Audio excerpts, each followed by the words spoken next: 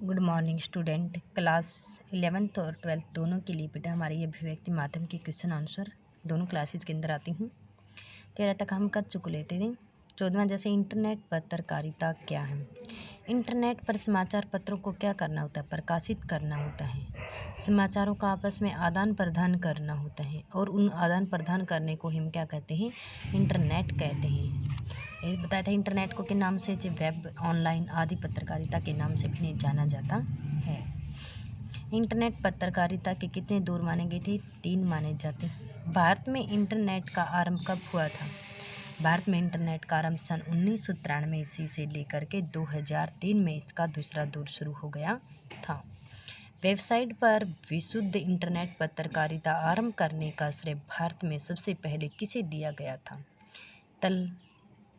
तहलका.com को ही दिया गया था। तहलका.com को दिया गया था।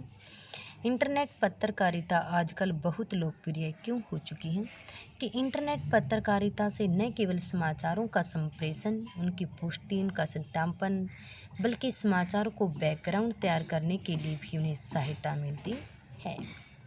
पत्रकारिता लेखन में किस बात का सबसे अधिक ध्यान रखना चाहिए कि आम लोगों को ध्यान में रख करके उनकी सीधी सादी बोलचाल की जो भाषा होती है उसका ध्यान रखना चाहिए। उल्टा पिरामिड शैली क्या होती है।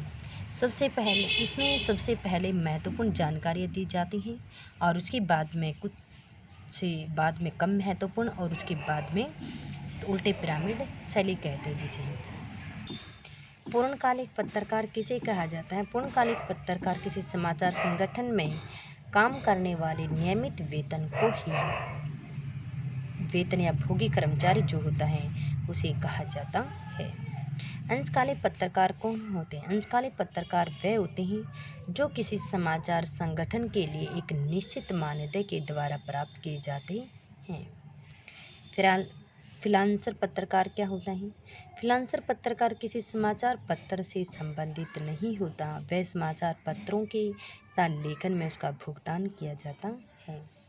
कितने प्रकार के होते हैं समाचार, बताए कब, क्या, कौन, कहाँ, कैसे आदि बताई गई थी।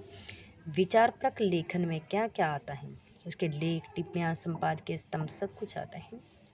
उल्टा पिरामिड में समाचार का ढांचा कैसा होता है।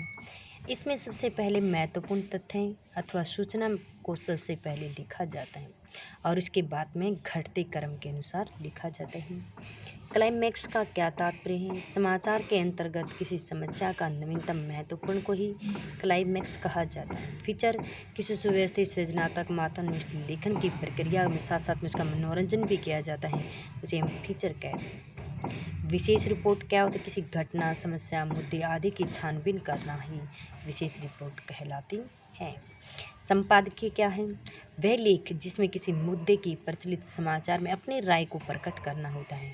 जहाँ पर अपनी राय प्रकट की जाती है वहाँ पर क्या होता है, संपादकीय लेखन होता है।